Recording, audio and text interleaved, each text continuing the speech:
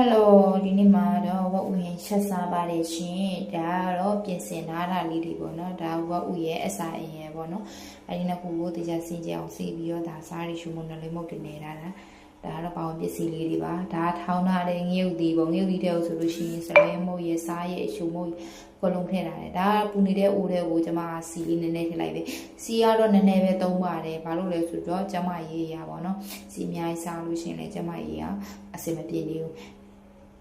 အိုးထဲကိုထည့်လိုက်တဲ့ခါကျတော့ငရုတ်သီးတွေထည့်လိုက်တယ်ငရုတ်သီးအရောင်လေးလှနေရောပဲဘာလို့လဲဆိုတော့ငရုတ်သီးကတခါတည်းစားရောချုံမောဆလင်းမောရောတခါရဲထည့်ထားတာမဟုတ်လို့ပေါ့နော်အိုးထဲလေးရောအရောင်လေးကသူ့ဘာသူဖြည်းဖြည်းချင်းတွေ့လာ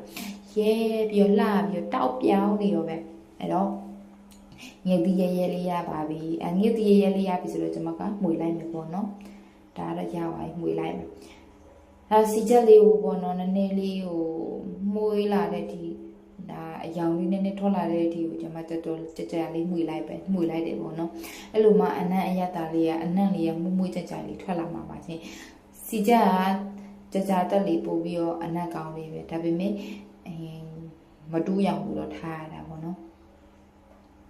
အဲ့စီချက်လေးနည်းနည်းလေးမှွေထားလိုက်တယ်ပေါ့နော်ငရုတ်ဒီစီချက်တက်တာပေါ့နော်အဲ့တော့ငရုတ်ဒီစီချက်တက်တာပြီးသွားတဲ့အချိန်မှာခဏလေးကျွန်မထားလိုက်တယ်ထားပြီးတော့ကျွန်မကဘယ်လိုပဲဖြစ်ပေါ့နော်ဝတ်သားချက်တယ်ဆိုလို့ရှိရင်လည်းအမွှေးကြိုင်လေးပါမှာဒါကတော့မဆလာပေါ့ကျွန်မသုံးနေတဲ့မဆလာလေးတစ်စုံခတ်ထည့်လိုက်ပါတယ်ရှင်ဒီမဆလာလေးကိုတခါလေးအိုးထဲကိုတခါလေးထည့်ပြီးမှုလိုက်တဲ့အခါကျတော့အနက်လေးပုတ်မှုသွားတယ်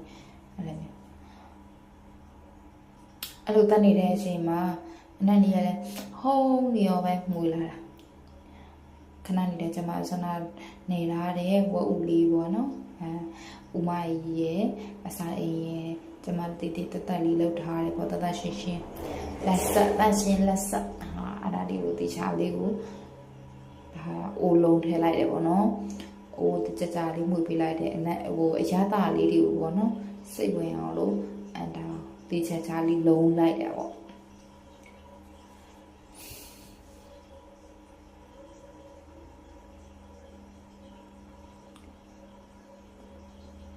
ကဲဒါလေးလဲလုံးလို့လဲရပြီပေါ့နော်နှံ့ပြီပေါ့နော်အယောင်လေးလဲတော်တော်လေးကိုနှံ့ပြီဆိုတော့ကျွန်မကဒါအဖုံးလေးနဲ့ဖုံးပါမယ်ရှင်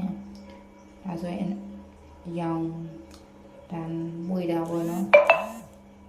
မွေတာအယောင်လေးလဲနည်းနည်းနှံ့လာပြီအိုးလေးလဲနှံ့လာပြီပေါ့